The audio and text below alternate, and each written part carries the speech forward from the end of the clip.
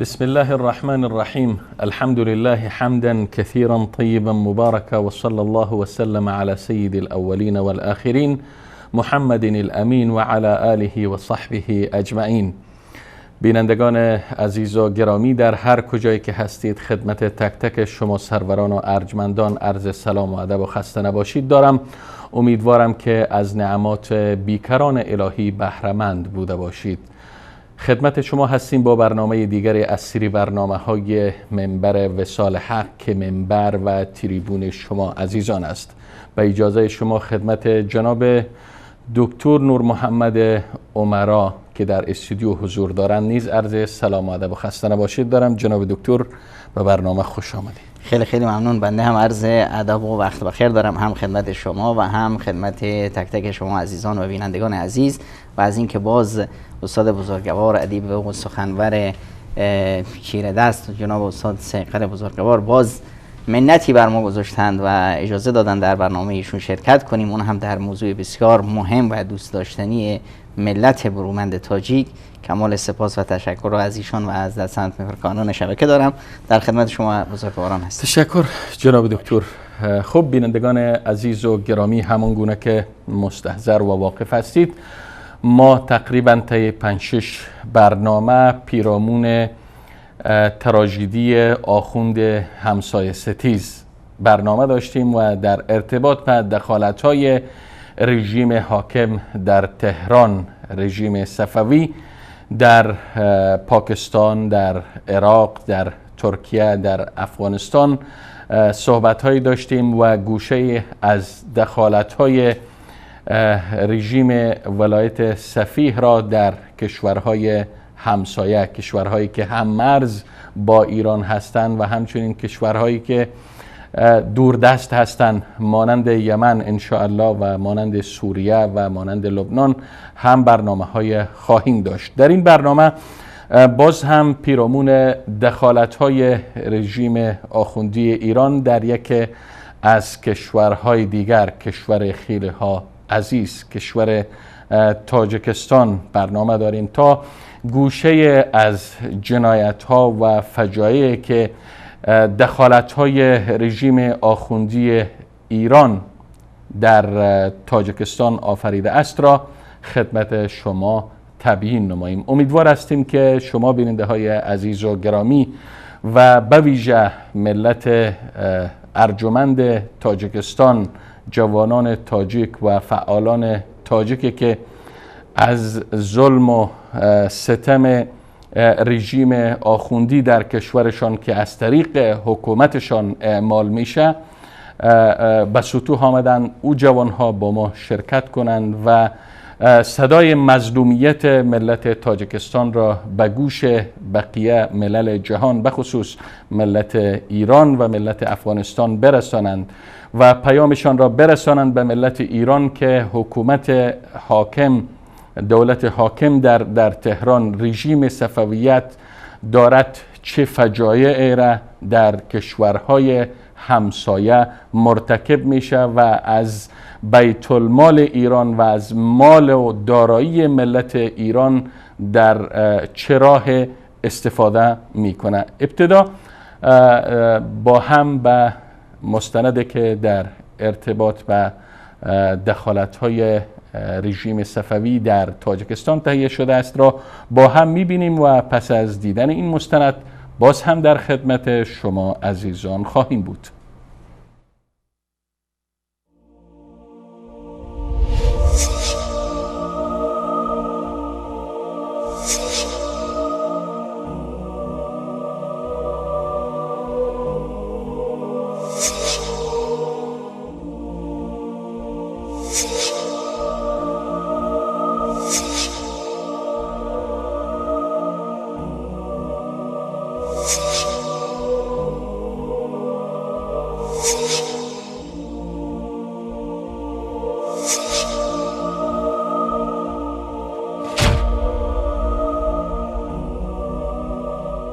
غده سرطانی صفویت در تاجیکستان.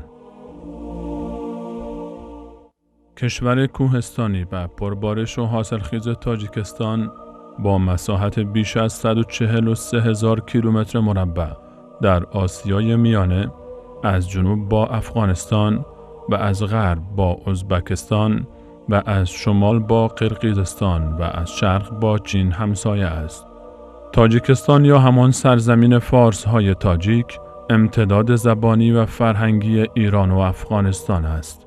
با وجود رودهای بسیاری چون سیر دریا یا سیهون، آمو دریا یا جیهون، رودخانه زرافشان، رود پنج، رودخانه مرغاب و رودهای سرخاب، کافر نهان، رود وخش و کوهستانها و زمینهای حاصلخیز و ملت زحمتکش و با قناعت، نبود مدیریت توانمند و دلسوز فرصت رشد اقتصادی را از این کشور ربوده است. ملت رادمرد تاجیک نمونه ای از فطرت خدادادی و پایمردی است. ملتی که چکش و داس خرس سیبریایی کمونیست بیش از 70 سال بر سر او تازید، طی آن مناطق فارس نشینی از آن به ازبکستان سپرده شد و دین مبین اسلام مکرراً مورد هجوم و آزار و اذیت قرار گرفت. اما هرگز اهریمن باور کمونیست نتوانست روحیه توحید و یکتاپرستی را در نهاد آن خفه کند و با فرو ریختن سلطان پوک اتحاد جماهیر شوروی وحشی صفت، اذان توحید اشهد ان لا اله الا الله از چهار سوی تاجیکستان بلند شد و دستهای مؤمنان به نیایش حق برخاست و دلهایشان نغمه ایاک نعبد و ایاک نستعین سر داد.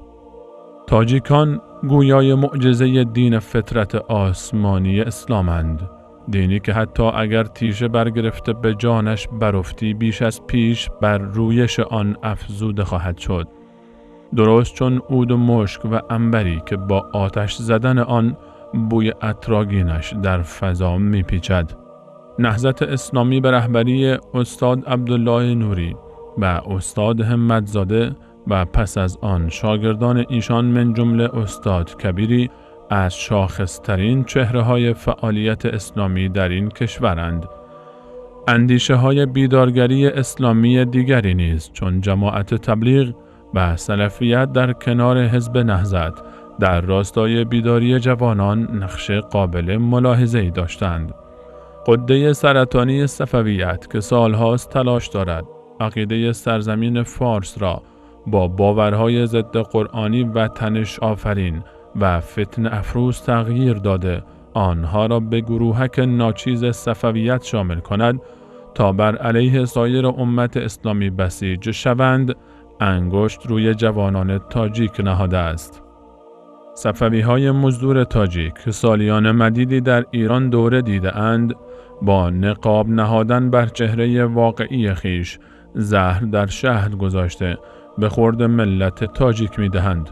دقیقاً همان سیاستی که در ابتدای انقلاب مردمی ملت ایران سال 1357 در ایران و سپس در افغانستان و جهان عرب و سایر کشورهای اسلامی به اجرا درآوردند. شیعه با حیله‌های گوناگون و با سر دادن شعارهای براق وحدت اسلامی و استفاده ابزاری از خون شهیدان فلسطین و سخن گفتن به نام شخصیت‌های درجه اول جنبش‌های اسلامی توانست به سرزمین‌های زیادی چون مصر، اردن، مراکش، کشورهای خلیج، مالزی و اندونزی و پاکستان و غیره راه یابد. صفویت درست همین ترفند و حیله را در تاجیکستان رنج دیده و فقر زده‌ای که سالهاست از فرهنگ اصیل فارسی و هویت نیاکان دور نگاه داشته شده است نیز به کار گرفت. سوء استفاده ابزاری از فقر فرهنگی و فقر اقتصادی ملت برومند تاجیک. تفکر تروریست پرور و فتنه افروز ولایت فقیه چهره گرگ صفتانه خود را در پوست زمخت و درشت کمک‌های انسان دوستانه به نام کمیته امام خمینی و هلال احمر پنهان نهاده وارد تاجیکستان شد. این کمیته در کنار مدیریت هجوم فرهنگی بر تاجیک و تلاش بر تغییر بافت ملی این مردم که جز قرآن کریم و سنت رسول صلی الله علیه و آله و سلم برای خود هویتی دیگر نمی‌شناسد، طی برنامه‌هایی در ظاهر آموزشی برای خانم‌ها و نوجوانان و همچنین آقایان جیره‌خوارانی جهت پیدا کردن اهداف شوم خود و برهم زدن وحدت ملی این کشور تربیت کرد. گردانندگان این غده سرطانی صفویت به کلی از واقعیت جامعه تاجیک غافلند. اینان درک نکرده اند که اولاً نیرنگ‌های ولایت فقیه اگر در جامعه‌های غیر فارسی زبان خریداری داشته، در جامعه تاجیکستان و افغانستان کاملاً بی اثر است، چرا که وحدت زبانی و نزدیکی تاجیک‌ها و افغان‌ها با ایران چهره واقعی صفویت و نحوه برخوردشان با اهل سنت و کشتار و شکنجه بیرحمانه موحدان در این کشور را برملا ساخته است.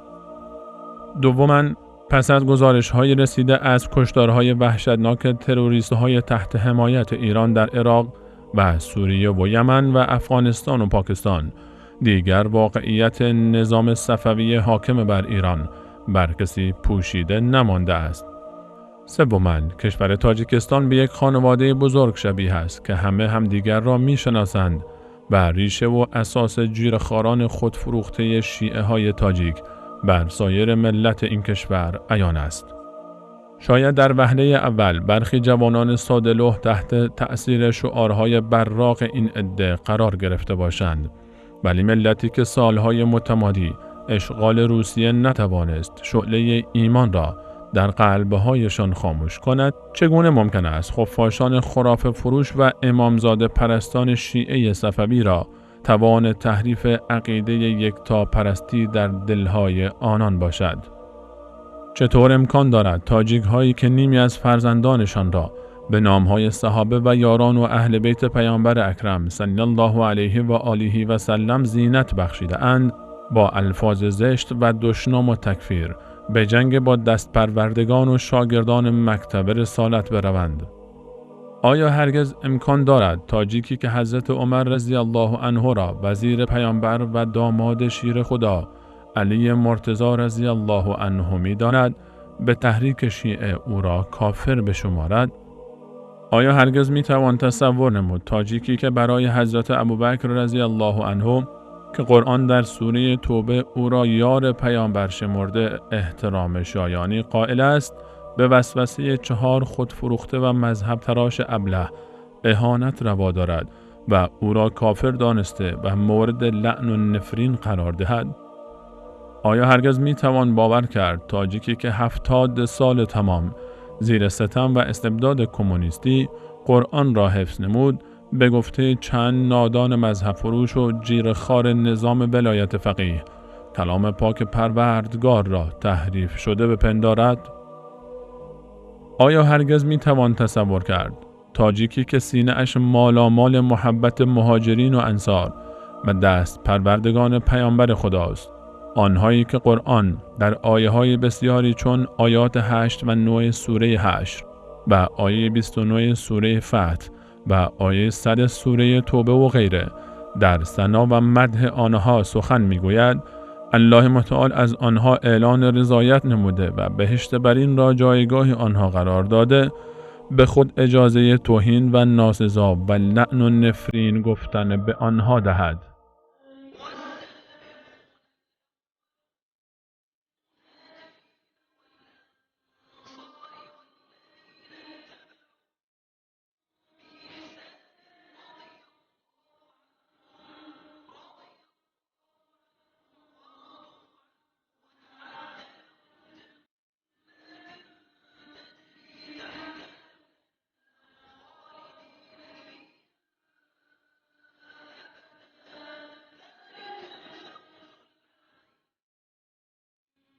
و پیشگامان نخستین که همان مهاجرین و انصارند و کسانی که به نیکی و درستی از آنان پیروی کردند، الله از ایشان خوشنود است و آنان نیز از الله راضی هستند و الله برای ایشان بهشت‌هایی آماده کرده که از زیر درختان آن نهرها جاری است و در آنجا جاودانه میمانند و این است کامیابی بزرگ. و آیا هرگز تصور می رود تاجیکی که عفت و شرافت و غیرت او در تمامی جمهوری‌های تابع روسیه بر سر زبانها بود، به اشاره آخوندی شهوتران دختر و ناموس خود را به نام مذهب تشیع طعمه شهوت گرگان درنده کند، در حقیقت بروز غده سرطانی شیعه صفویت در متن جامعه تاجیکستان باعث شد تا تاجیک ها از این بیماری هولناک واکسینه شوند. به شکرانه الله متعال تمام تاجیک ها امروز با واقعیت شیعه صفوی و اهداف و سیاست های ضد انسانی و ضد اسلامی مراجع و سران فتنه‌جو و آتش افروز حاکم بر ایران آشنا شده اند. تاجیکان دریافتند که این اقلیت ناچیز صفویت در بین جامعه تشیع که کمتر از 8% از جمعیت مسلمانان را تشکیل می دهد، روی به نابودی است و به زودی با بالا رفتن میزان آگاهی و رشد بیداری در ایران، صفویت متلاشی شده، ایران به دیانت اسلام قرآنی که هویت اصیل نیاکان این خاک و بوم است باز خواهد گشت و چون گذشته باز در ساختار آینده بشریت سهمی بس بزرگ را به عهده خواهد گرفت.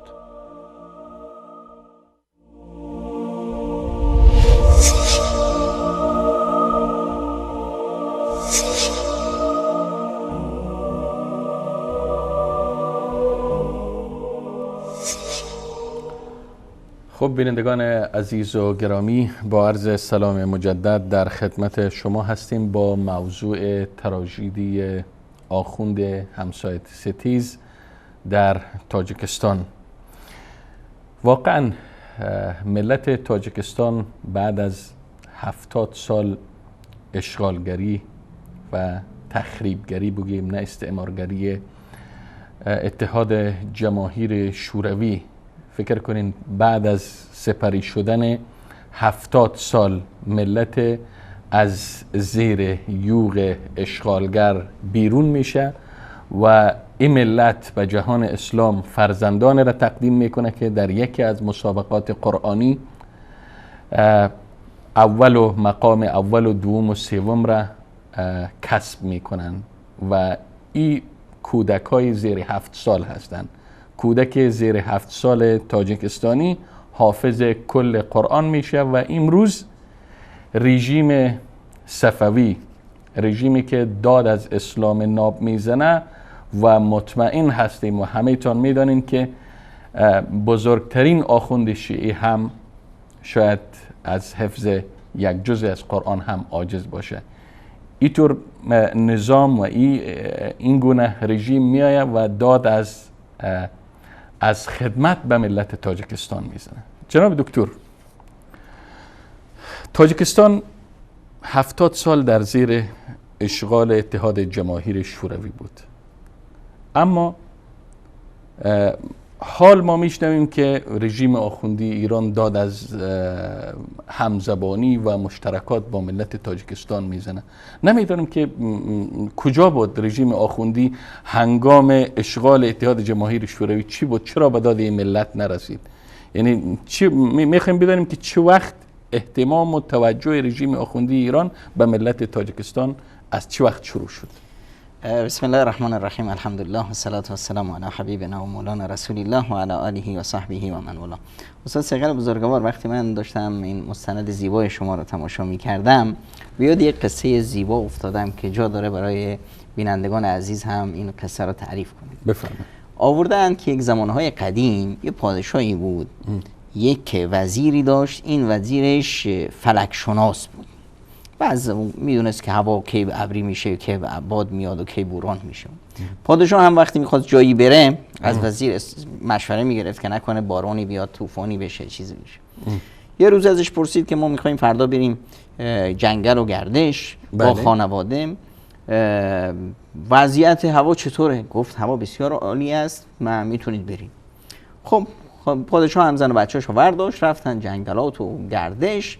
در وسط راه بودن باران سختی اومد و همه خیس شدند، زنای حریم سلطانی در گل افتادند و اینا. پادشاه بسیار برآشفت و عصبانی شد. اونجا نگاه کردیم بر اون ور، یک کلبه، یک کسی تو جنگل هست، رفت کلبه رو در زدند که بیایید ما به داد ما برسید. پیرمردی بر اومد و اونا رو استقبال کرد، گفت شما در این روز بارانی چرا اومدید بیرون؟ بله. گفت شما چرا نرفتی سر کار؟ مگه گفت که من میدونستم امروز باران میاد. گفتن چطور میدونستی که باران میاد؟ گفت که از الاغم. گفت چطور از الاغت میدونی؟ گفت وقتی که گوشای الاغم تیز میشه میدونم که امروز هوا خوب نیست و میمونم توی خونه، نمیرم جنگل. وقتی گوشای شله است خب بس میرم. پادشاه دید که این الاغ از وزیر اون بهتر است. فرمان سلطانی صادر کرد و وزیر رو از کاخ انداختن بیرون و الاغ رو به عنوان وزیر انتخاب کردند. از اون روز است که الاغان درازگوش در مناصب علیای حکومتداری ما جا پیدا کردند. حکایت اینجاست استاد ثقل بزرگوار که مشکل ما از ریشه است. مشکل ما یک مشکل ریشه‌ای است. بله. همونطور که شما به اصطلاح ملاحظه بسیار زیبایی رو تقدیم داشتید که این تاجیکستان که از سالهای 90 خب تاجیکستان نیست. بله. چی شد که یهو ما به داده تاجیکستان و به فکر تاجیکستان افتادیم؟ ببینید اصولاً در تاریخ معاصر اگر نگاه کنیم یا تاریخ بیشتر قبل از ایام قاجاری ها و اینا، میبینیم که ایران تا حدود زیادی تحت شعاع مسکو و یکی از مستعمرات مسکو هست و حکومت آخوندی هم از روز اولی که اومد مرگ بر آمریکا و اسرائیل بود، اما مرگ بر شوروی ما نداشتیم. خب حکایت چی است؟ حکایت این بود که تاجیکستان از مسکو جدا شد. بله. از روسیه جدا شد، یک جنگی در گرفت، یک ملت برومند تاجیک بودند که در مقابل مثلا اندیشه کمونیستی و روسیه سینه سپر کردند. خب روسیه اینجا نیاز داشت به ایران، این اهرام فشار که ایران جان بیا و به داد من برس.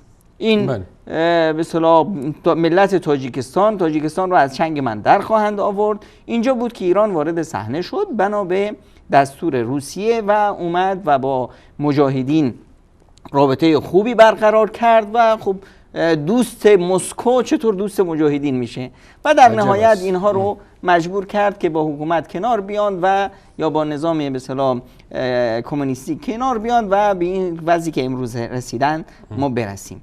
از اون وقتی که مسکو یه چیز بسیار مهمی رو درک کرد و اون اینه که تاجیکستان اهمیتش خیلی زیاد هست در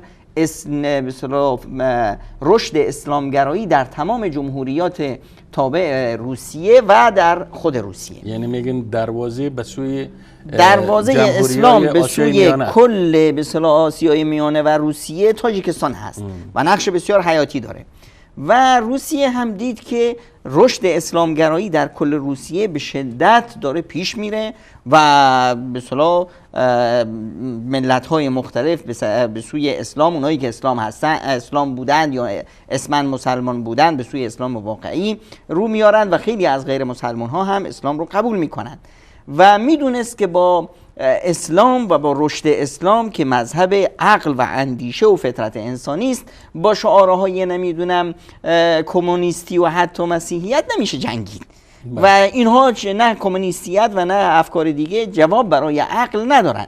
اینجا بود که به این نتیجه رسید که بهترین سوژه برای زدن مسلمان ها این هست که ما یک به اصطلاح قده سرطانی صفویت رو در اینجا رشد بدیم که این جلوی مد اسلامی رو، جلوی گسترش اسلامی رو در این مناطق بگیره و این بود که باید از کجا شروع میشد؟ باید از خود تاجیکستان که به اصطلاح دروازه اسلام به سوی کشورهای خاورمیانه و روسیه است.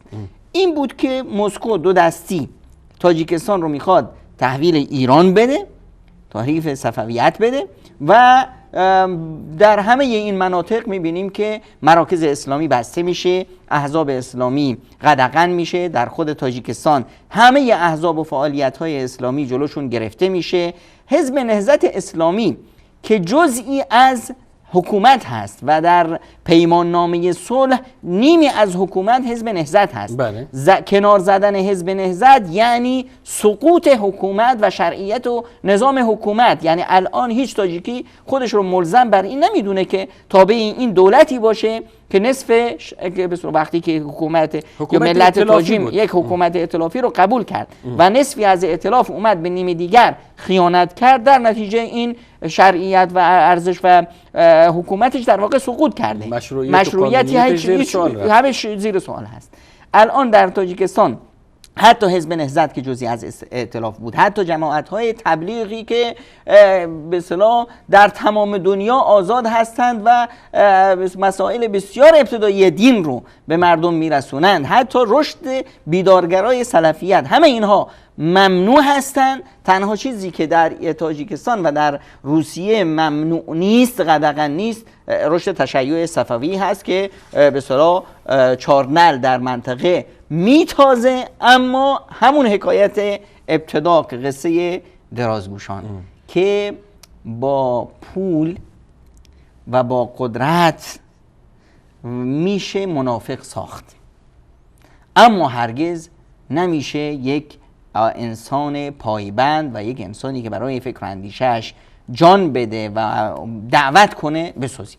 در تاجیکستان الان و در کل منطقه ما با همین نمونه افراد جیره‌خوار، افراد غلامای زرخرید روبرو هستیم. حالا ایران ادعا میکنه که اینها 70,000 نفر هستن در تاجیکستان. امکان نداره، این امکان نداره به هیچ عنوان. حتی اگر هم عددی باشن، این عدد غلامهای زرخریدی هستند که تا به اصطلاح جیره ایشون میرسه، خب با ساز ایران میرقصند و همین که جیرشون قطع شد برمیگردند به اصالت اولشون. خب پس کل فعالیت های ایران باز هم استوار به زر است.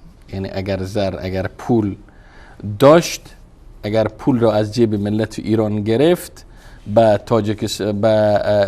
نوکرهایش در تاجیکستان داد، یا به نوکرهایش در افغانستان یا در پاکستان یا در عراق یا در یمن یا در سوریه، امروز دامنه دخالتهایش خیلی ها گسترده است. اگر از جیب ملت ایران گرفت، پول را به نوکرهایش داد، ایران برای اون افراد تقدس داره، ارزش داره و الا هیچ عددی نیست.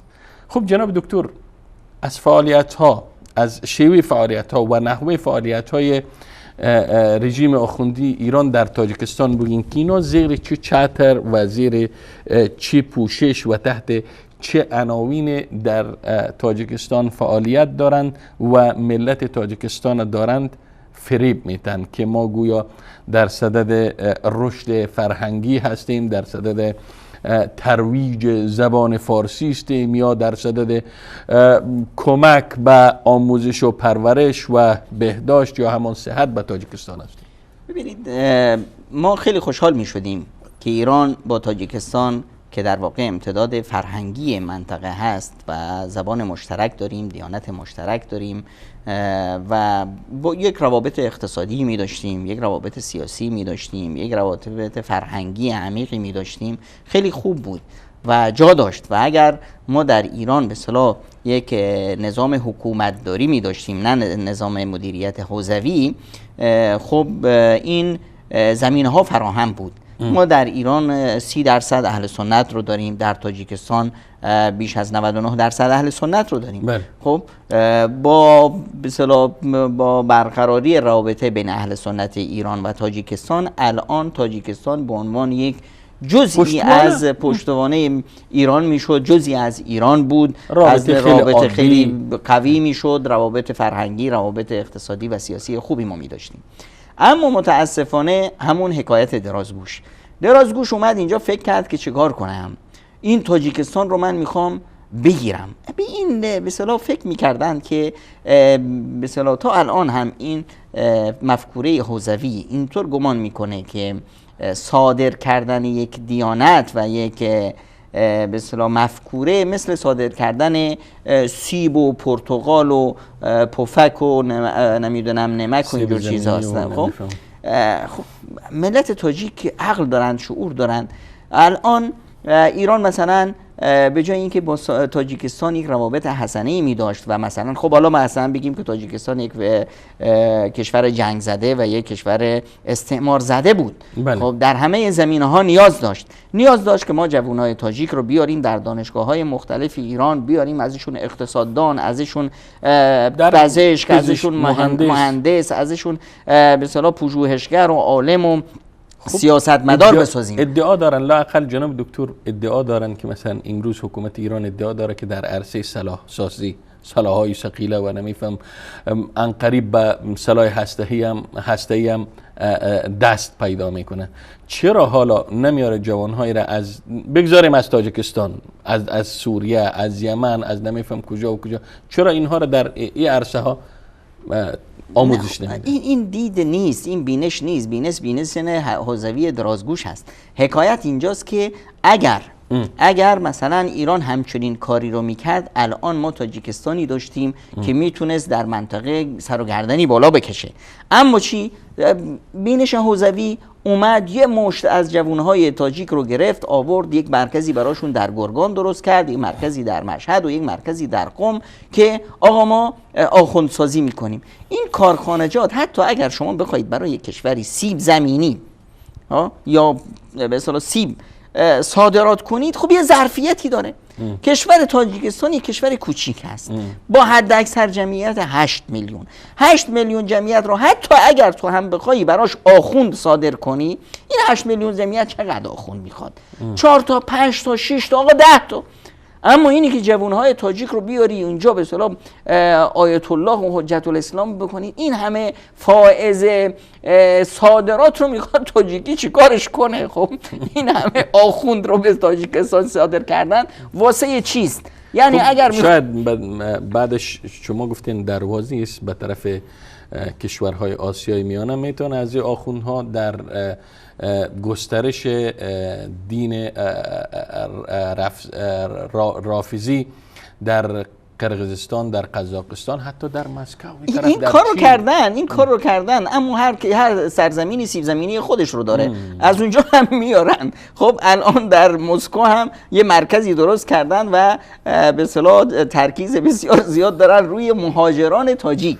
جالب اینجاست که بیشترین اسمی که در تاجیکستان رواج داره اسمش هست عمر و ابوبکر، از جمله اسمهایی هستند که در تاجیکستان در هر خانواده اون رو میشنوید. حالا مثلا ایران چیکار کرد؟ اومد جوانای تاجیک رو آورد گذاشت تو همین به اصطلاح کارخانه‌های تولید آخوند در مشهد و در قم و در گرگان و در اینا. اینجا که اومدند، خب تاجیک بنده خدا اونجا، تاجیک های ملت بسیار ساده دل، خوشباور، خوشتینت هستند. در تاجیک مکر و حیله و کینه و نمیدونم این چیزا نیست. اینا وقتی که به اصطلاح آخوند میرفت اونجا و به اصطلاح یه لبخند دروغکی هم مینداخت روی لباش، اینا باورشون میشد، بنده خدا بلند میشدن میومدن. وقتی میومدن ایران اینجا میدیدن که اینا که روباهن، چیکار میکردن؟ فرار میکردن میرفتن زاهدان. خب مدرسه مکی که الان مثلا این روزا میبینید که به اصطلاح آخوندا داغ کردند و میکوبند به شیخ الاسلام عبدالحمید، یکی از درایش این بود. خب این حکایت رو به اصطلاح خیلی از عزیزان نمیدونند. خب این جوانای تاجیک فرار میکردن میرفتن چی؟ به اصطلاح دارالعلوم زاهدان. مکی هم که درش به روی همه باز است، شیعه و سنی در مکی وجود نداره. وجودی که در مکی هست یه به اصطلاح مرکز اسلامی هست که به اصطلاح مرکزی هست که همه رو به آغوش میگیره. خب اینا رفتن اونجا، خب حکومت برآشفته شد که آقا ما از اونجا هزینه میکنیم میاریم اینا رو اینجا، اینا فرار میکنن میرن. بعد که چی شد؟ اومدن خب شیخ الاسلام رو زیر سوال بردن، فشار آوردن روی جامعه مکی و دارالعلوم اینا که آقا اینا رو فراری بدید. آقا چطور مهمون اومده تو خونه، چطور بیاریم بندازیمش بیرون؟ نه اینا رو باید بندازید بیرون. خب این دیگه در طاقت شیخ الاسلام و منطقه نبود که به اصطلاح یک مهمونی مسلمونی جوونی اومده در پی آموزش قرآن و سنت رسول اکرم صلی الله علیه و سلم، الان شما بندازیش بیرون که آقا برو کارخانه آخوندسازی قم، این که امکان نداشت. خب این شد که به اصطلاح اونا فشار آوردن روی شیخ الاسلام، داماداشو زندان کردن، دامادشون جناب حضرت شهید احمد نارویی مولانا رو گرفتن شهید کردن، همه این فشارها. اما به اصطلاح مکی مردانه ایستاد و شیخ الاسلام حرفشون و جامعه مکی حرفشون این بود که جونمون میره اما دینمون رو به مزایده نمیگذاریم. واقعا جناب دکتر، اگر اجازه بتین یک توقف می داشته باشیم همراه با بیننده های عزیز و گرامی میان برنامه ای را می بینیم و پس از این میان برنامه با ما همراه باشید که برنامه همچنان ادامه داره و منتظر، البته پس از گذشت 15 دقیقه منتظر تماس های شما عزیزان به خصوص ملت غیور تاجیکستان هستیم.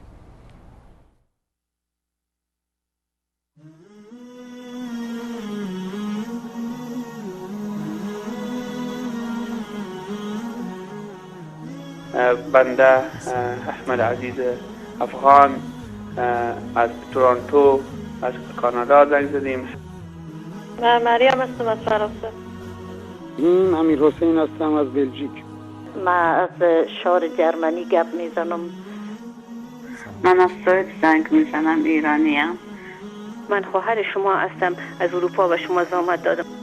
سلام علیکم، بنده عباس هستم از انگلستان مزاحم حضورتون میشم. جناب آقای انصاری. من محمد هستم از لندن. یه فاطمه از آلت وارد آمد داریم. بله از هلند. نوررحمان هستم از اوکراین با تماس هستم. من رحیم هستم از ترکیه. فعلا در استرالیا در شهر سیدنی می باشم. من محمد از لبنان زنگ میزنم. من مادر محمد هستم از کردستان عراق. عبدالله هستم از آذربایجان. انا یوسف من لهواز. هاشمی هستم از ایران تماس میگیرم جناب انصاری. من بیخی هستم از دبی زنگ میزنم. ما از بحرین زنگ میزنم. مادر محمود اسمونه. آقای انصاری از افغانستان مزاحم میشم. سلام هستم از تاجیکستان. من بلالم از کشور قزاقستان. محمد فاروقی از هندوستان. من حسین هستم از روسیه.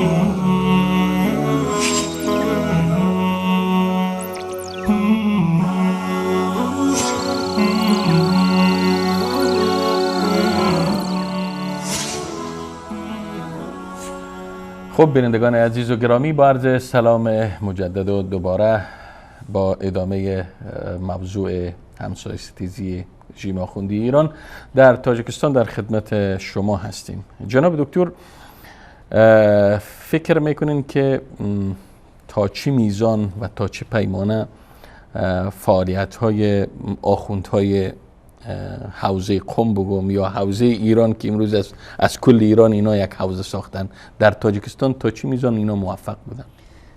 من اصلا براشون حتی نمره 0 هم نمیدم. چرا جناب دکتر؟ ببینید یک کاری که به اصطلاح فعالیت های حوزوی در تاجیکستان مفید ثمر واقع شد این بود که اینها در واقع تاجیکستان رو واکسینه کردند. ببینید وقتی ما که بیماری در یک منطقه شایع میشه چیکار میکنیم؟ میکروب اون بیماری رو به بچه ها تزریق میکنیم، واکسیناسیونشون میکنیم، واکسینشون میکنیم که دیگه اون بیماری رو نگیرن.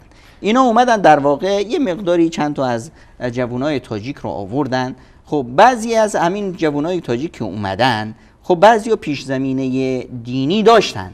اینا که اومدن خب مجبورم بودن، مدرک هم نیاز بود، وضع اقتصادی هم فلاکت. اینا اومدن گفتند آقا بیایی و این به اصطلاح بیماری رو خوب بخون. اینا بعضیاشون برگشتن و یک یک به اصطلاح تاجیکای صفوی ستیز وارد در تاجیکستان شدن. برخی دیگه که به اصطلاح میکروب بودن اینا اومدن به اصطلاح در تاجیکستان. خب در تاجیکستان نمیشه به اصطلاح به نام صفویت کار کرد. حتی اینا وقتی کار میکنن مرکزی که در گرگان زدن و مراکزی که در به اصطلاح شیوه کارشون در تاجیکستان به نام حنفیت دارن در تاجیکستان کار میکنن، اما نمیشه ملت تاجیک برومند رو گول زد. ملت تاجیک ملت آگاهی است. ملت تاجیک حتی به اینا به عنوان به اصطلاح مسخره بهشون میگه که حنفیای امامی یا حنفیای اثناعشری. اینا اومدن با این به اصطلاح ترفند وارد تاجیکستان شدن و این باعث شد که جامعه بزرگ تاجیکستان واکنش نشون بده.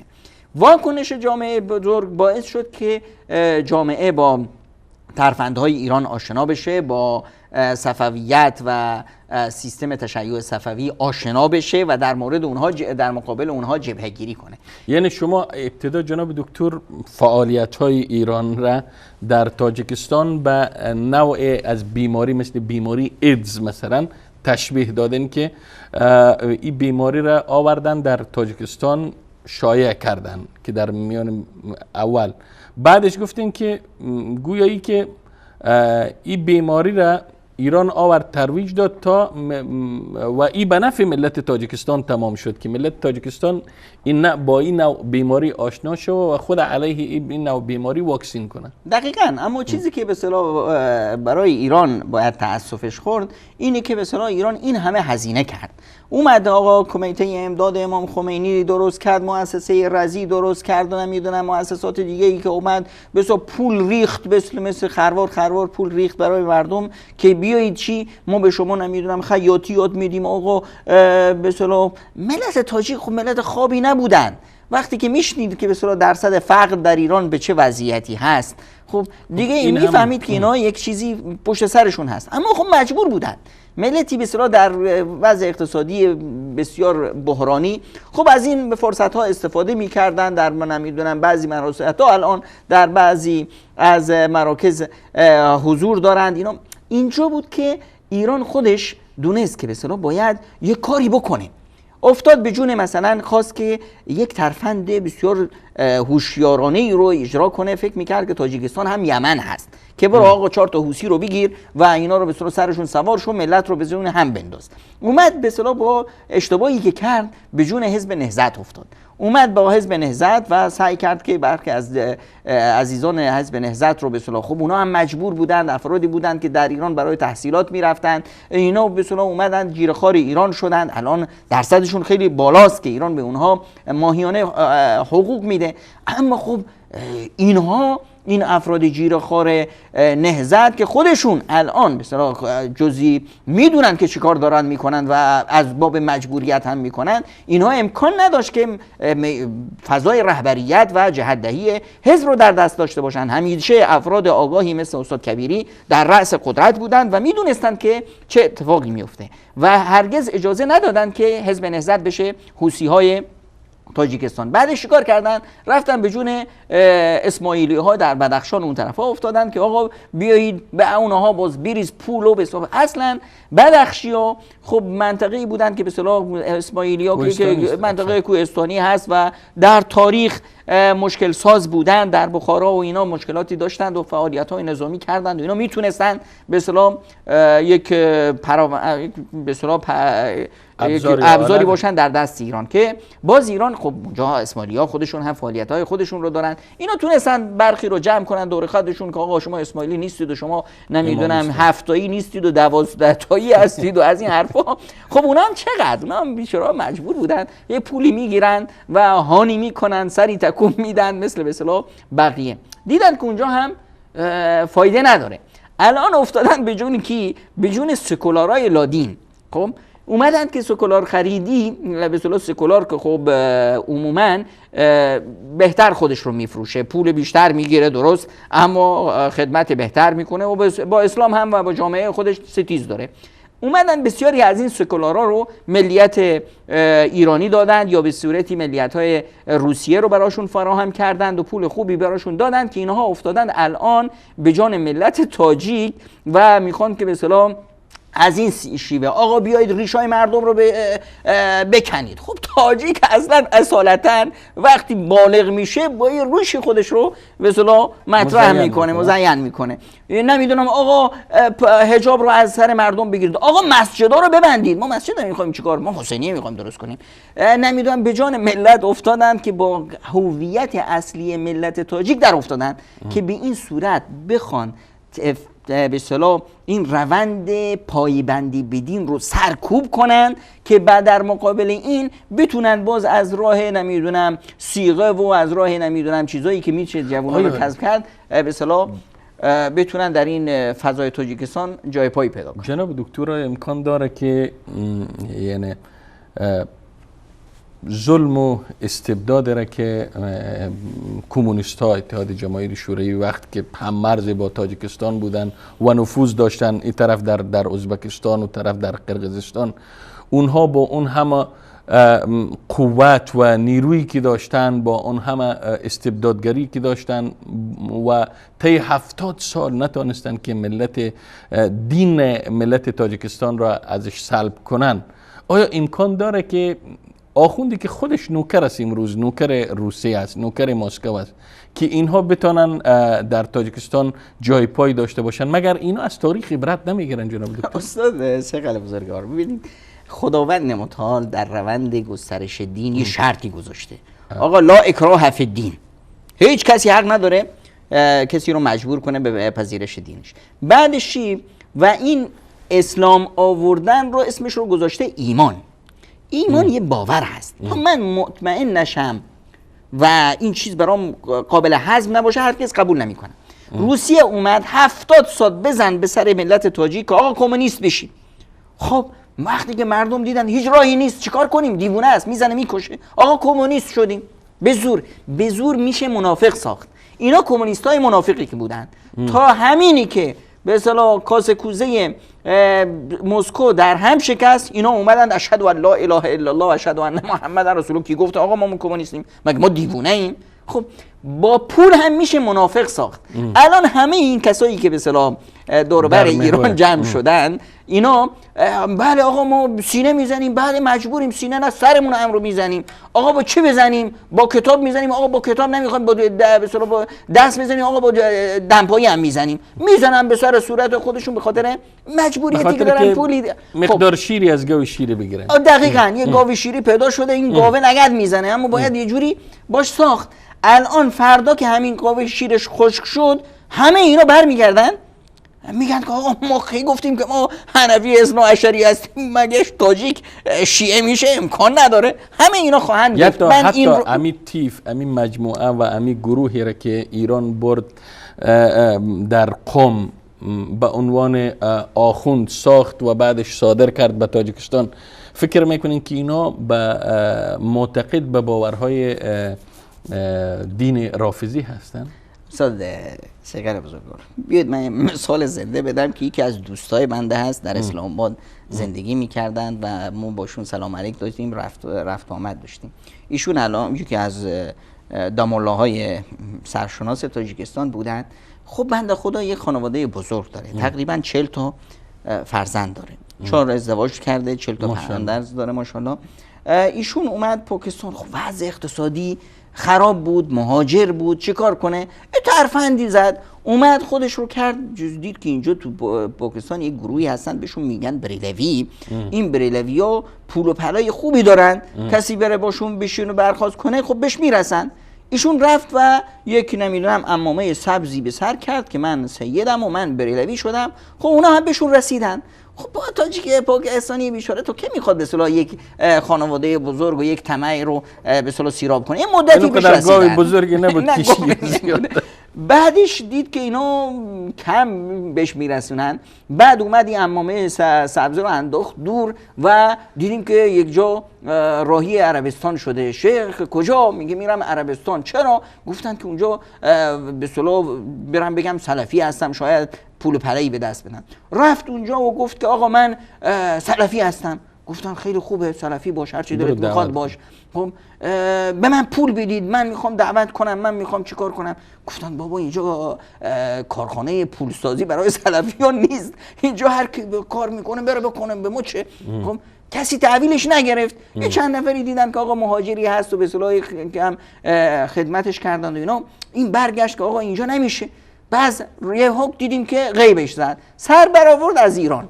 خب اونا که باز اونجا دیدن که این 40 تا زن و بچه داره و اینا، خب پس سوژه خوبی هست. اونا دیگه یک چای نفتی رو گذاشتن برای این آقا، یا یک قسمتی از نمیدونم یکی از امامزاده ها رو تخصیص دادن به این آقا و ایشون نونشون به روغن افتاد. الان اومد خب مجبورن وقتی بهش میگن که آقا سر منبر 4 تا فوش به حضرت یکی از صحابه کرام بده یا بد و بیرایی بگو که تو به صلاح یک نوع خود شیرینی کردن، این کارا رو میکنه.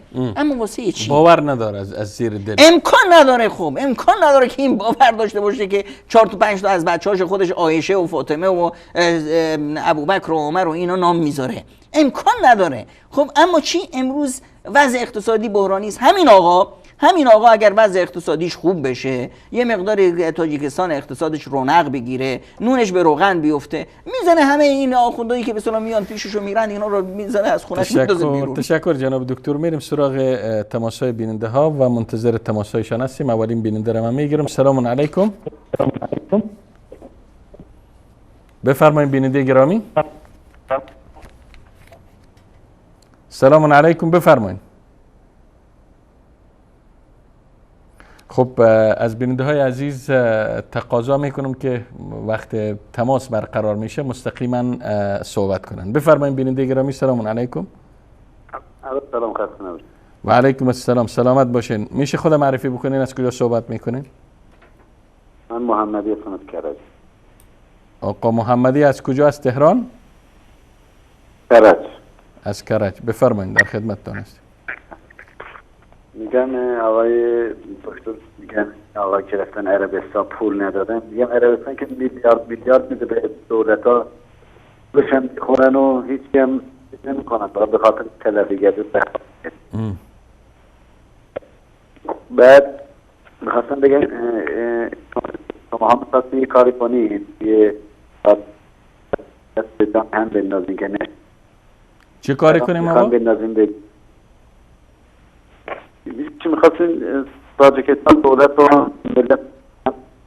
تاجیکستان چی دارن گفتین؟ دولت دارن ملت دارن؟ نه خیر، میگم شما میخواست دولت و ملت رو بدون هم بلد شما.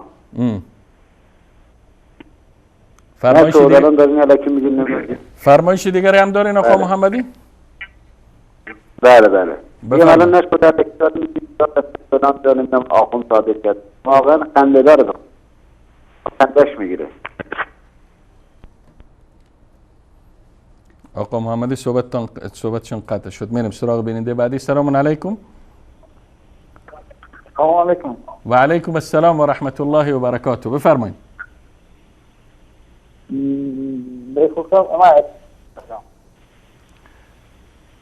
برادر گرامی میشه از طریق گوشی تلفن با ما در تماس باشین، صدای تلویزیونتان کاملا ببندین. خاموش نه تاجیکستان میشم. بفرمایید برادر گرامی در خدمت شما هستیم. بفرمایید.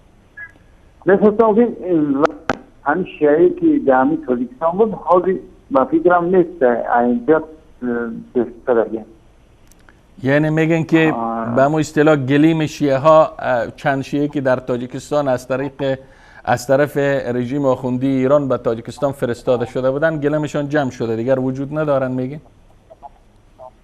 ها نیست، حاضی رسیدن نیست. اینه که حتی که مقصد خیلی بوش هم کم ایده و دیگه خیلی بسیار نیستن. خب برادر گرامی عبدالله محقق میشناسین شما؟ نه روز دیگه. خب عبدالله محقق نمیشناسین، پس حتما شیعه های وجود داره در تاجیکستان تا هنوز که شیعه هم شاید نباشن، فقط مزدبگیر باشن، مزدور باشن. نه که من بسیار اهل علم نیستم، نه که میدونم که چی میگه بعضی آدمایی هستن که گمراه میکنن، خیلی هستن که مقصد روی بعد روی میکنن. یکی اون چیزا خدا پناه کنه. آمین.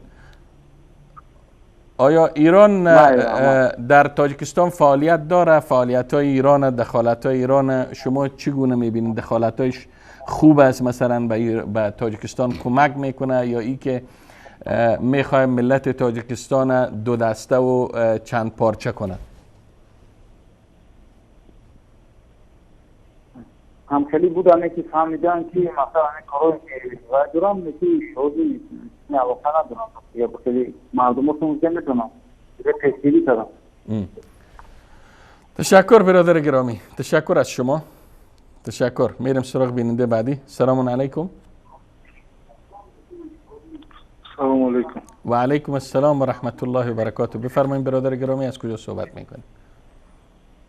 از تاجیکستان میخوام برنامه رو یک سخنرانی میکنم. بفرمایید، در خدمت شما هستیم. میکروفون در اختیار شماست. بفرمایید. اون برنامه این گوزانه موز شما گوزانه.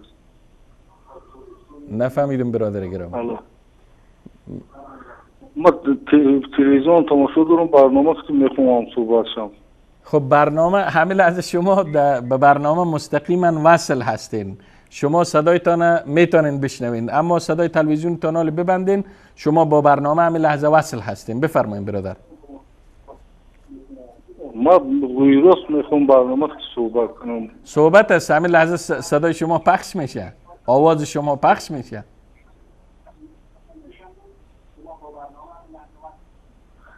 سلام علیکم. بفرمایید برادر گرامی. این برادر عزیز ولی هم صحبت شده میخوام اویدی ایران تاجیکستان گفزاریستان. بله. نگاهی که ما میبینیم از تاجیکستان. شما برادر گرامی، بیننده گرامی، شما میشه که همین صدای تلویزیون تانو ببندین، چون وقتی شما با ما صحبت میکنین صدای شما دیرتر به اینجا میرسه. شما میخواین صدای تانو بشنین، شما از طریق گوشی تلفن با ما در تماس باشین. تو جایی که ما میدونیم همین بله صدای شما رو ما میشنویم. بفرمایید.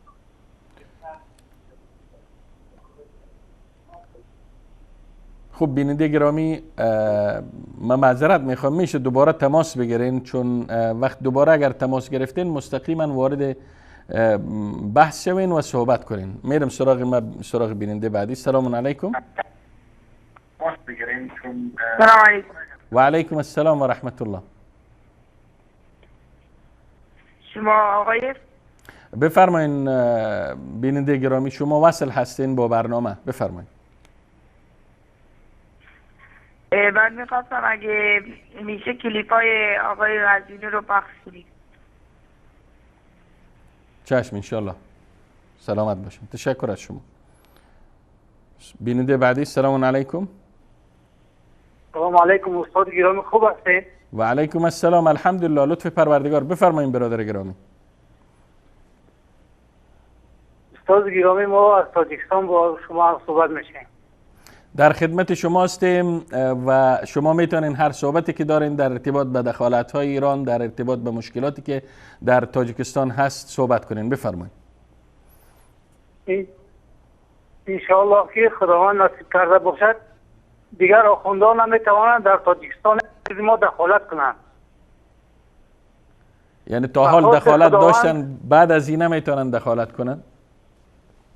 اکنون اون وقتا سالهای 92 بود، بعض ملاهای ما کمفهم و بیسواد بودن، فرسته این آخونده را خوردن، وطن تاجیکستان ما را به جنگی شهروندی کشاندن و مردم خود فهمید. ما مهاجرت شدیم، هجرت کردیم، رفتیم، دیدیم که آخونده بر سر ملت تاجیکستان چی آوردن و امروز رهبر جمهوری تاجیکستان با همراهی ملاها و مردمش بسیار قوی اراده است و نمیتوانند آخوندها دیگر بار دیگر به تاجیکستان دخالت کنند و مردم تاجیکستان خوب فهمیدند و مسلمانی چیست و دین اسلام را برادر گرامی کردگی هستند. من یک سوال داشتم از شما.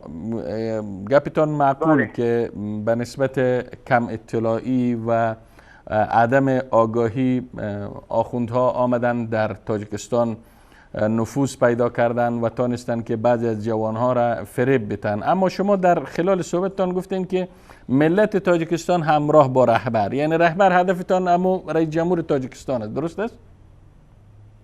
بله آفرین. خب رئیس جمهور تاجیکستان ما عملا میبینیم که در کلیپ ها و در ویدیوهای مختلف، مثلا حجاب که یک شعیره اسلامی است که فرض است که هر دختر مسلمان، زن مسلمان باید حجاب داشته باشه. حجاب هم میگه که جزء فرهنگ تاجیکی نیست، جزء فرهنگ تاجیکستان نیست. باید دختر تاجیک، زن تاجیک باید با همون یک دستمال و گردن لخت باید ظاهر شود در پیش مردم. شما در ارتباط چی میگین؟ برادر عزیز، ما این روزها در تاجیکستان زندگی داریم. بله. وضعیت بسیار خوب است، مسجدها آزاد هستند و زنهای ما کسی که اگر رعایت اسلامی ایمانی قوی داشته باشد هیچگاه چادرش را از سرش بیرون نمی کند و انشاءالله که جناب ما یک فرد مسلمان هستند و آهسته آهسته ما قدم بر راه دین مقدس اسلام می نهاییم. خب این تاجیکستان ما برادر گرامی، برادر گرامی، چون ما از طریق تلویزیون رسمی خود تاجیکستان میبینیم که پلیس تاجیکستان و افراد نیروهای امنیتی تاجیکستان میرن چادر خواهرها را از سرشان دور میکنن. مگر یا ای که تلویزیون تاجیکستان دروغ میگه یا ای که من خودم شخصا گفتم که شنیدم که امام علی رحمان میگه حجاب جزء فرهنگ تاجیکستان نیست، یک چیز بیگانه است. نه استاد گرامی، اکنون یک وقایعی بود گذشت رفت. انشاءالله که مردم به سوی راست به راه مقدس اسلام و احساس قدم های استوار خود را میگذارند و انشاءالله. خب صدای بیننده ما قطع شد، امیدوار هستیم که دوباره تماس بگیرم. میریم سراغ بیننده بعدی. سلام علیکم، بفرمایید. بفرمایید بیننده گرامی. سلام علیکم. بیننده عزیز و گرامی که تماس میگیرن مستقیما وقت وصل میشه وارد صحبت شون و گوشی تلفنشون بندن. بفرمایید. سلام علیکم. سلام علیکم و رحمت الله. و علیکم السلام و رحمت الله و برکاته. بفرمایید بیننده گرامی، خود معرفی بکنین، از کجا صحبت میکنین؟ استاد من پیزان من برادری که زنگ زدم. بله. این یکی از همون کارمندان دولت می باشند، همین چه که دستان دولت. خب اختیار دارن. ما اینجا سوالای را خدمتشان مطرح کردین. من خودم گفتم که ما شخصا خود ما تصاویر را بارها نشان دادیم که رئیس جمهور تاجیکستان حجاب یک عنعنه و یک رسم بیگانه میدانه و حجاب میگه ای باعث بدبختی و مشکلات مردم تاجیکستان میشه و همچنین ما خبر داریم که سال گذشته تقریبا 13,000 جوان تاجیک ریشهایشان تراش شد. بفرمایید بیننده گرامی، در خدمت شما هستیم. البته استاد درست میگه. خب کارمند دولت باشه، وقتی جزء دولت باشه بیچاره مجبور است که سخنگوی دولت باشه، سخنگوی حکومت تاجیکستان باشه و به نفع رحمانوف گپ بزنه. بفرمایید. البته بیننده گرامی، شما گفتنی دارین در ارتباط به موضوع برنامه؟ البته استاد عزیز، این جناب عالی یکی از طاغوت است، یکی از کافران می باشد. این سخنها را گفتگی است. مثلا در اینجا اینها یکی از دین فروشان هستند، دشمن خدا و رسول هستند. اینها چی گویم دیگه، این درباره اینها هر چی گویه کم است. البته این ایران در این جاها فعالیت دارد. خب البته ایران با سیاست همین. بله بفرمایید. البته با سیاست خیلی که همین رحمان و همین سیاست رو پیش بزد. یکی از همین شیعه های رافضه، یکی از همین عضوهای رافضه. تشکر. همین باز گفتنی هستم که این همین هم درباره همین شخصانی که دوستی رحمانوف هستن درباره اینها کمتر صحبت کنیم. تشکر از شما. تشکر بیننده گرامی. خب یک امر طبیعی است که رژیم آخوندی ایران وقت میخواهد در کشور نفوذ داشته باشد، در کشور جای پای داشته باشد و در اونجا دین رافضی را و دین سب و لعن و دین تکفیر مسلمان ها را ترویج بده و نشر بکنه، اولین کاری که میکنه جوانها را و ملت از دین دور میکنه. و امروز رحمانوف هم پول میگیره از رژیم آخوندی، از خامنه ای پول میگیره تا اینکه جوانای تاجیک از دین بیگانه کنه، بعد از او زمینه را برای ترویج و نشر تشیع فراهم کنه. اما ای آرمان به گور باید ببرن. کور خواندن ملت تاجیکستانی که طی 70 سال از دین بیگانه نشد، امکان نداره که با فریب و مکر و حیله های رژیم آخوندی از دینشان و از آیینشان و از کیش و مذهب را که با دل و جان پذیرفتن از او دور شوند. خب میرم سراغ بیننده بعدی. سلام علیکم. بیننده گرامی سلام علیکم، بفرمایید، شما وصل هستین. بفرمایید.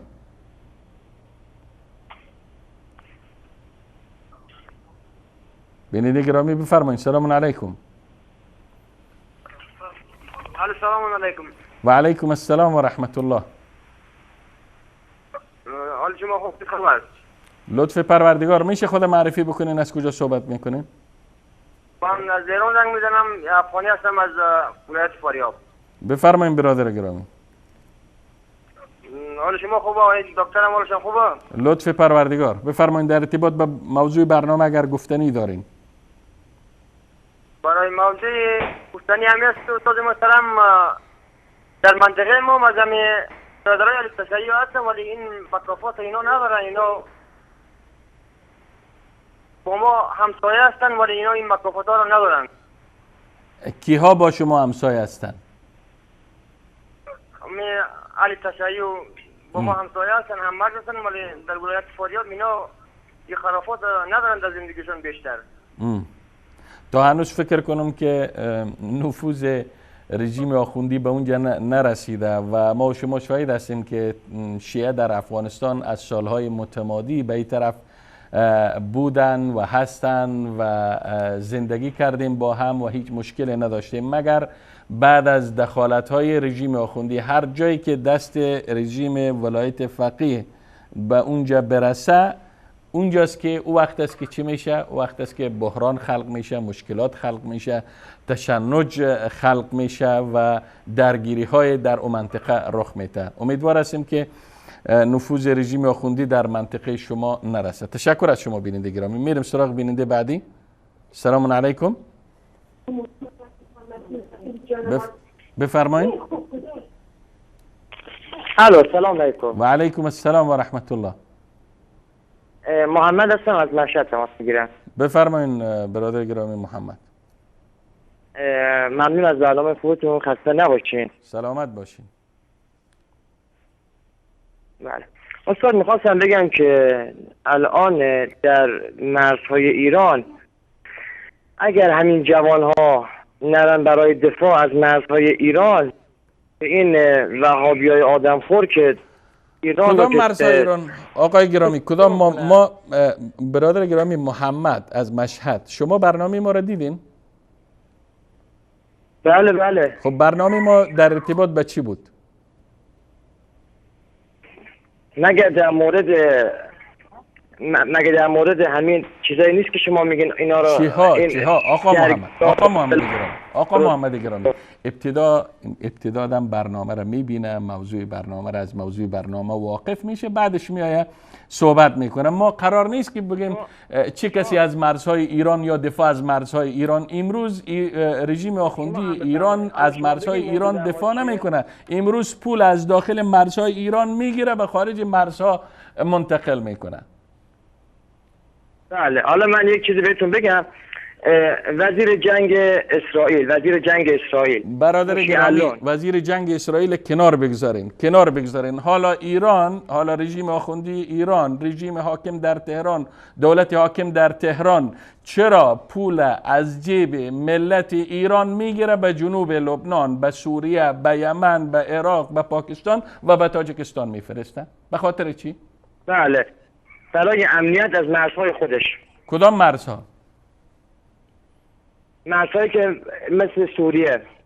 الان به مگر سوریه آقا محمد، مگر سوریه جز ایران است؟ ببخشید عذر میخوام، عراق مگر با ایران هم مرز نیست؟ من از شما میپرسم که سوریه گفتین شما، گفتم سوریه جزء مرزهای ایران است؟ بله، از وارد سوریه میخوام وارد ایران بشن. از لحاظ چی؟ از لحاظ چی آقا محمد؟ از لحاظ چی؟ ببینید شما الان به خاطر امنیت اسرائیل داری اینقدر دست و پا میزنین، اگه خودتون بهتر میدونین. آقا محمد گرامی، شما میخواین وقت تلف کنین، حرف برای گفتن ندارین، برین برنامه رو درست ببینین، وقتی برنامه رو دیدین حرف داشتین بیاین ما فرصت میدیم، اما وقتی ما رو تلف نکنین. تشکر از شما. میریم سراغ بیننده بعدی. سلام علیکم. سلام علیکم. و علیکم السلام و رحمت الله و برکاته. بفرمایید بیننده گرامی. خیلی ممنون. محمد رضا هستم، از تهران تماس میگیرم. بفرمایید آقا محمد رضا، برنامه رو دیدین؟ بله، برنامه رو گوش میکنم در مورد اینکه چرا مثلا پول ایران و سردمداران این مملکت، مسئولین این مملکت در خارج از مرزهای ایران خرج میکنن. مگر این نیست سوال شما، برنامه شما؟ بله بفرمایید. خواهش میکنم. من فوق لیسانس روابط بین الملل دارم، ساکن تهرانم هستم. برادر بزرگوار، اگر شما تاریخ خاورمیانه رو مطالعه بفرمایید، شاید همچین برنامه‌ای رو مطرح نمی‌کنید. دلیل بر این که از شما سوال میکنم، آمریکا در شرق دور چرا در اسرائیل پول خرج میکند؟ فرانسه در زمان جنگ جهانی اول و دوم چه منافعی در لبنان، کشور کوچیک داشت؟ آقا محمد رضا، شما دو سوال کردین، اجازه میتین که من هم سوال کنم؟ بفرما. مگر رژیم آخوندی ایران، رژیم حاکم در تهران میخواد؟ چرا شما با کلمه رژیم آقای گرامی، ما این حرف میزنیم، این اصطلاحی است که من میگم شما هر اصطلاحی که دوست دارین به کار ببرین. مگر میخواد که از شیطان بزرگ به اصطلاح پیروی بکنه؟ از فرانسه به اصطلاح پیروی بکنه؟ درسته، شاید از فرانسه پیروی بکنه، چون آقای خمینی خودش ساخته فرانسه بود، از فرانسه آوردنش تو تهران. ما بفرمایید. با برنامه شما تماس بگیریم و خیلی مؤدب با شما صحبت کنیم. بفرمایید. ما هم مؤدب، اصلا چی توهینی به شما صورت گرفت آقای گرامی، آقا محمد رضا، من به شما توهین کردم؟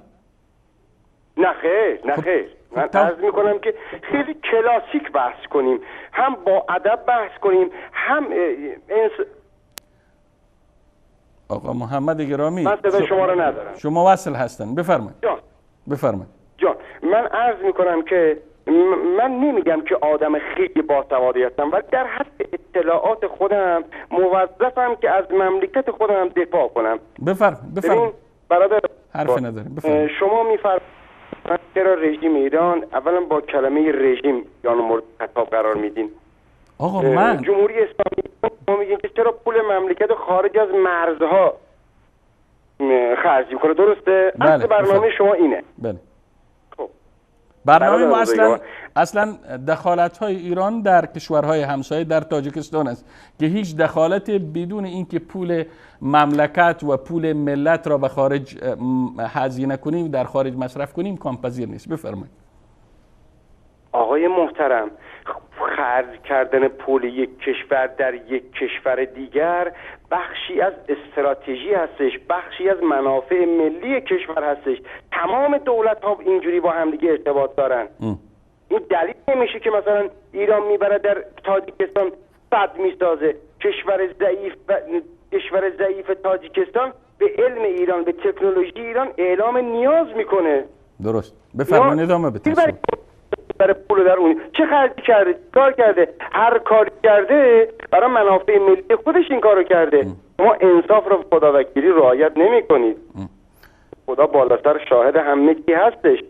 من نمیگم در کشور ما مثلا خیلی کارهای درستی انجام میشه. مقام معظم رهبری هم چندین مورد فرمودن نواقصی در کشور هست، ولی شما بی انصافی میکنید در مورد بعضی از مسائل. من شما رو هم کلا محکوم نمیکنم، ولی خواهش میکنم برنامه‌ای که اجرا میکنید خدا رو هم در نظر داشته باشید.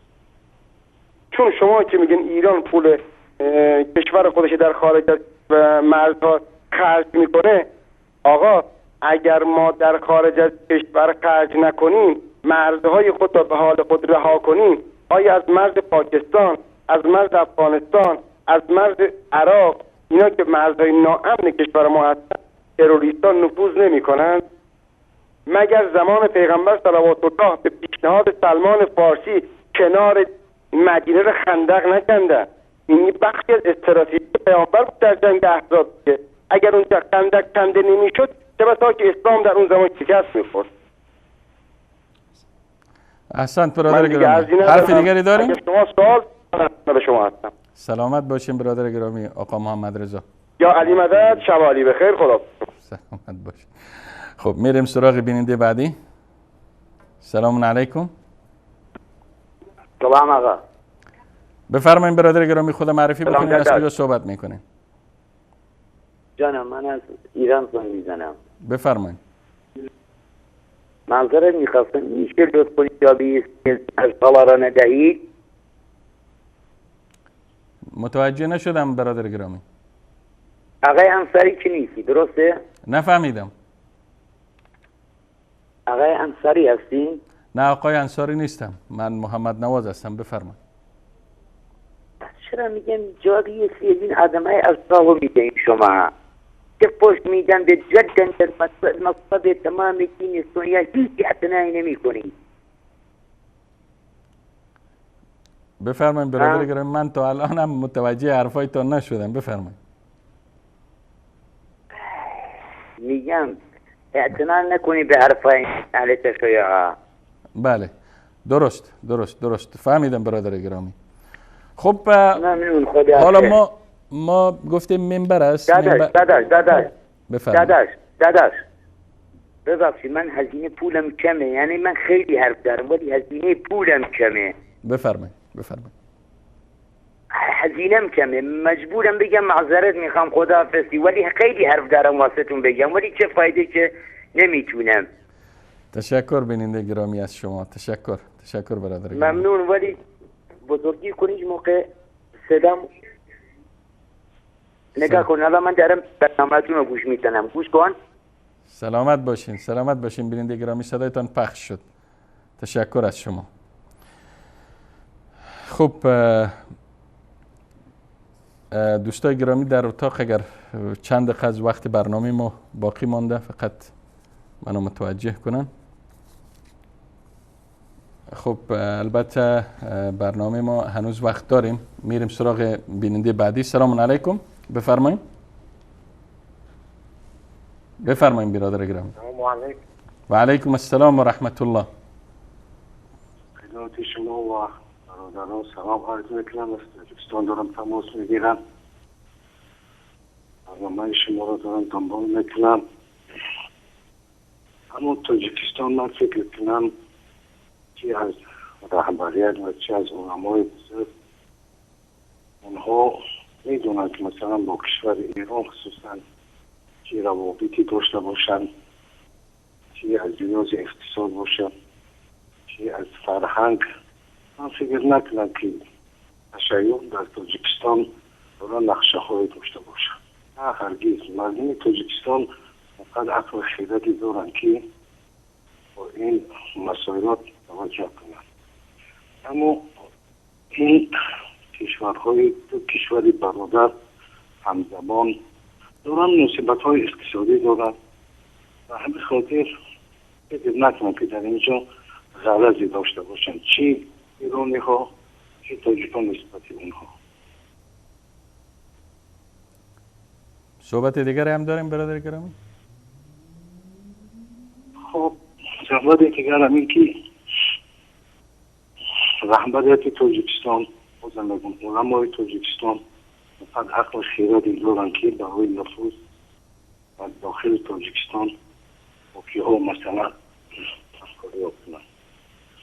من نه کارمند دولتی هستم نه اطلاعاتی نه دیگر اما خالصانه صحبت میکنم که مردم ایران با تاجیکستان همزبان هستند و میشه من برادر گرامی میشه من یک سوال از شما کنم، چون این حرف این صحبت مثل که صحبت ما با بیننده قطع شد و بر علاوه که این سوال متوجه تمام بیننده ها میکنم، من این سوال عین سوال در به خدمت جناب دکترم مطرح میکنم که همزبانی با یک فرد یا با یک ملت مهمتر و با ارزشتر است یا همدینی و همکشی جناب دکتر؟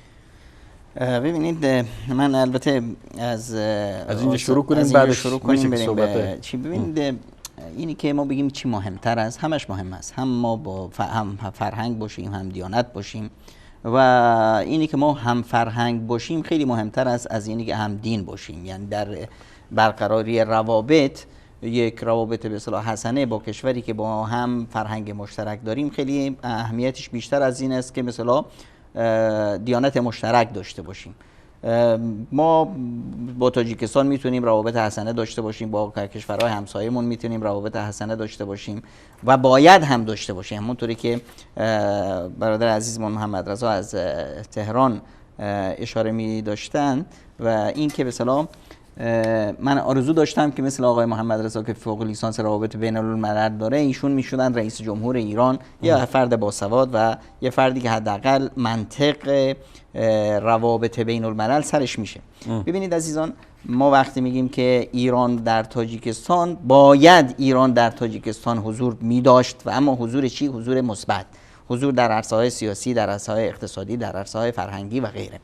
اما اینی که ما بخوایم به جای اینی که به اصطلاح بریم تاجیکستان رو بسازیم، در تاجیکستان یک فتنه بپا کنیم، با 4 نفر رو به اصطلاح گول زدن و اینها رو آخوند کردن، بیایم جامعه موحد و همپسته تاجیکستان رو به جون هم بندازیم، این دیگه کدام یکی از منافع ملی ما رو تامین میکنه؟ اینی که ما بیاییم به اصطلاح اموال و به اصطلاح پول ایران رو در کشورهای همسایه در عمق استراتژی خودمون به اصطلاح مصرف کنیم، این عین حکمت هست. اما کجاست این حکمت؟ کجاست این حکمتی که مثلا ما فقط برای تاجیکستان میخوایم یه تونل بزنیم از دوشنبه به شمال و سالهاست که داریم روش خرج میکنیم؟ چین بارها مدتها پیش تونلش زده و کارهای مفید انجام داده. تاجیکستانی که نیاز به برق داره، نیاز به خدمات کشاورزی و غیره داره، ما بیایم روی این زمینه ها اهمیه کنیم، یک کشور رو بالا ببریم. به جای این اومدیم داخل کشور فتنه ای رو بپا کردیم که آقا چی، شما یک دانشگاه دارید، دانشگاه ابو حنیفه، این دانشگاه رو ما می‌خوایم تسخیر بکنیم، آقا 1360 تا دانشجو رو از 1400 دانشجو فقط 6 تا رو بذار، 60 تا رو بذار، بقیه رو اخراج کن، 47 تا از مدرسین رو اخراج کن که چی، اینا به اصطلاح تحصیل کرده کشورهای عربی و اسلامی هستند. تمام دانشجوهایی که در کشورهای عربی و اسلامی تحصیل میکنند آقا برگردونده بشن، فقط اونایی که در بسیار کارخانجات آخوندسازی قم بسیار پرورده میشن اونا بمونن. خب این روندی که بسیار ما در اونجا بسیار بیاییم پول خودمون رو مصرف کنیم برای چی؟ برای بسیار غلام خریدن و زر خریدن. خب اینه که ما روش بحث داریم، اینه که بسیار بیاییم بسیار اصلا همه این کشورها، یعنی وقتی که ما با کشوری همسایه هستیم، با کشوری بسیار اتفاق فرهنگی داریم، اتحاد فرهنگی داریم، با کشوری که حتی نیستیم، آقا یه کشوری در آفریقا هست، منافع ما اقتضا میکنه باید در اونجا هزینه کنیم، روابط برقرار کنیم، اما روابطی برقرار کنیم که به نفع ما باشه و به نفع اونها.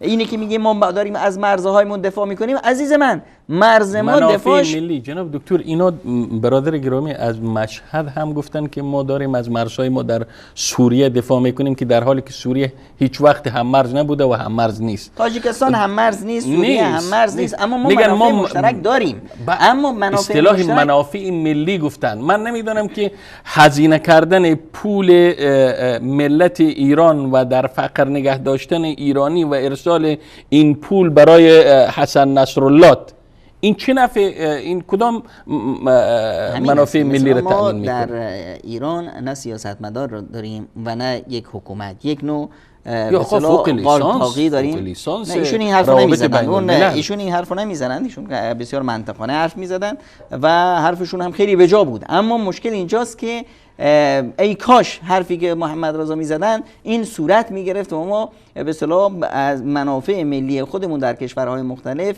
دفاع میکردیم، هزینه میکردیم برای این، نه اینی که ما بریم اونجا هزینه کنیم که یک ملت رو بر علیه خودمون بشورونیم. الان مثلا ما در تاجیکستان چیکار کردیم؟ 8 میلیون تاجیک رو بر علیه خودمون بسیج کردیم، شوروندیم که چه تا که 200 میلیون جیره‌خوار یا 200 نفر یا 2000 نفر جیره‌خوار برای خودمون درست کردیم. خب الان کدوم یکی میگن که ما میخوایم از مرزهای خودمون دفاع کنیم؟ عزیز من، پتانسیل قدرت در داخل تو هست. وقتی که تو بلوچستان رو داری چرا در مرزهای با پاکستان مشکل داشته باشی؟ وقتی که تو عرب داری چرا با کشورهای عربی مشکل داشته باشی؟ وقتی تو کرد داری چرا با به اصطلاح عراق و ترکیه مشکل داشته باشی؟ وقتی تو آذری داشتی برای چه آذربایجان و ترکیه مشکل داشته باشی؟ پس اینی که ما مشکل داریم، این مشکل از کجاست؟ از خودمون هست. وقتی که ما در خودمون گند زدیم، در به اصطلاح سیستم سیاسیمون به اصطلاح به جای اینکه سیستم سیاسی اداره کنیم، یک کشور رو اداره کنیم، داریم یک حوزه اداره می‌کنیم، نتیجهش همین میشه. نتیجهش اینه که الان به من بگو کدوم یکی از کشورهای همسایه با به اصطلاح ملت‌های کشورهای اسلامی با ایران رابطه حسنه دارند؟ وقتی که همه این کشورها با در ستیز افتادن. چرا در ستیز افتادن؟ ما مثل زنبور رفتیم، مثلا کندوی زنبور رو به اصطلاح انگولک کردیم که بیان به اصطلاح به جون ما بیفتن. آقای محترم، این چه ورزه به اصطلاح کشورداری است که ما با همه دنیا داریم به اصطلاح جنگ میکنیم و در ستیز هستیم؟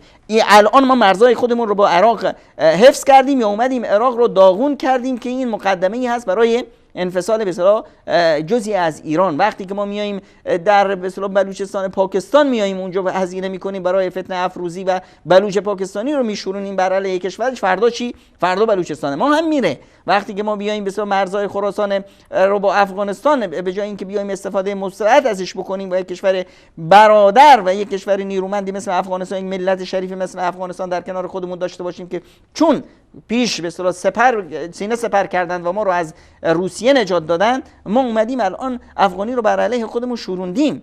کجاست این حفظ مرزهای؟ کدوم مرزی رو ما داریم حفظ میکنیم؟ ما داریم الان تمام دنیا رو به آشوب میکشیم و فکر میکنیم که چی؟ عزیز من، وقتی که خونه خودمون از شیشه است، دیگه انداختن سنگ به خونه همسایه عین حماقت هست.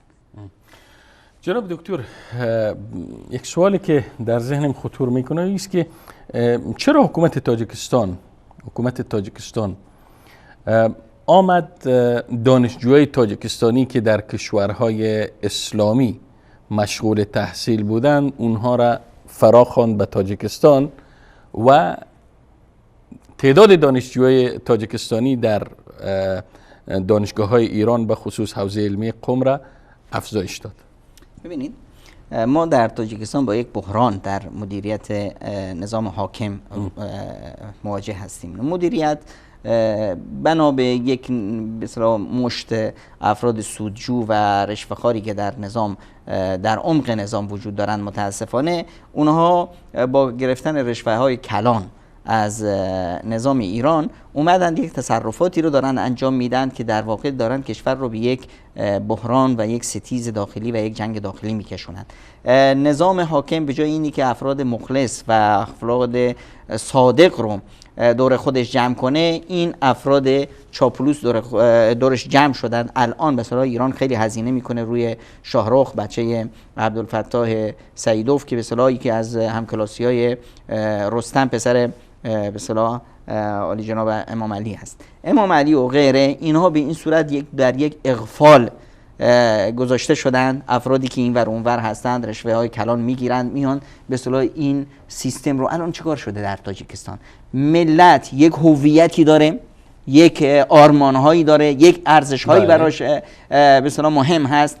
حکومت، من آرزو داشتم که آقای علی رحمانوف و براش هم یه نامه مفصلی نوشته بودم و براش توصیاتی رو ارائه کرده بودن که در رسانه‌های تاجیک هم مطرح شد که آقا تو به جای اینکه بیایی پادشاه یک کشور فقیر باشی، چرا نمیخوای پادشاه یک کشور غنی باشی؟ چرا نمیخوای مثل پادشاه برونای باشی؟ خب اما چی؟ همین افراد اومدن این رو گولش زدن، اغفالش کردن. من امیدوارم که مثلا رستم به اصطلاح الان شهردار دوشنبه است، بشه به اصطلاح بر خط اردوغان بره تا ملت تاجیک بیان این رو به اصطلاح تاج سرشون کنن. خب نه اینکه این بیاد گول بخوره، باید بیاد به اصطلاح ایران پول میده، هزینه میکنه تا بیاد مثلا یک دانشگاه رو به این صورت بخره. ایران میاد پول میده، هزینه میکنه تا مساجد بسته بشه، تا فردا بتونه به اصطلاح جای پایی برای مهدیه و حسینیه باز کردن بذاره. این روند امکان نداره به نتیجه بره. این روند چه خواهد شد؟ روند نتیجهش این خواهد شد که این ملت تاجیک تا کی میخوان صبر کنن؟ 70 سال به اصطلاح چکش روسیه رو تحمل کردن، آخرش شوریدن. اینها یک ظرفیتی دارند، یک صبری دارند و اما امروز دیروز گذشته نیست. امروز فضای رسانه‌ای باز هست، آسمان‌ها باز هستند و ملت تاجیک هم یکی از باسوادترین ملت‌های فارسی زبان ملت تاجیک هست و یکی از فهمیده ترین. شما در طول برنامه‌های وصال حق یه تاجیکی به من نشون بدید که به اصطلاح فحش داشته باشه یا به حرف بد و بی‌ضرر زده، الا یه 4-5 تا به اصطلاح بچه آخوندی که به اصطلاح تلفن کردن. اما از ایرانی مثلا فحش میشنویم، بد میشنویم، همه چی میشنویم، حرفای غیر منطق میشنویم. الان مثلا تو این برنامه مگر این آقا محمد رضای عزیز که حرف منطقی میزد، بقیه چه حرفی داشتن؟ خب مگر اینکه بسیار وقت ضایع کردن و بسیار به ریش مردم خندیدن. اینی که ما در آینده تاجیکستان یک آینده بسیار امیدوار کننده ای هست. فقط یک مشکل هست و اینی که مدیریت جامعه و عزیزانی که به اصطلاح برنامه ما رو میشنوند سلام من رو به آقا رستم برسونن، به عالی جناب برسونن، بگن که کاری نکنید که به اصطلاح اشتباهی که بشار در سوریه کرد رو نکنید، با ملتتون بسازید، صلح کنید، با هم به اصطلاح یک کشور موفق و پیروزی رو به اصطلاح رهبری کنید، بتونید یک کشور قوی و نیرومندی که شاخصه باشه در منطقه. تشکر جناب دکتر. امیدوار هستم که دولت مردای تاجیکستان هم متوجه شوند که دخالت‌های رژیم آخوندی ایران خودشان هم شاهد هستند که مثلا در کشورهای همسایه، در عراقی که در صلح بود، عراقی که یکی از غنیترین کشورها بود، امروز عراق در چه بحران به سر میبرد. در سوریه دخالت‌های ایران چه فاجعه ای را که نیافرید. یمن سعید به قول عرب ها، یمن خوشبخت را به چه شقاوتی نکشیدن و همچنین چه بلاهایی را بر سر پاکستان نیاوردن، بر سر افغانستان نیاوردن. خلاصه اینکه وقت دست آخوندهای حوزه علمیه ایران، که کلمه علمیه هم باید اطلاق نشوه، وقت فکر دست آخوندهای حوزه به هر جای برسه، در اونجا حتما تشنج خلق میشه، خشونت خلق میشه، بدبختی و مشکلات و هزاران یک دشواری در اونجا و بلا خلق میشه. امیدوار هستیم که دولت مردای تاجیکستان و ملت تاجیکستان از دخالت ایران در کشورهای دیگر عبرت بگیرند و اجازه ندهند که دستهای پرید رژیم ولایت فقیه در کشورشان آغشته بشه. تا برنامه دیگر و دیدار دیگر همه شما سروران و ارجمندان را به پناه یکتای بی همتا می سپارم و السلام علیکم و رحمت الله تعالی و برکاته. جزاکم الله خیرا.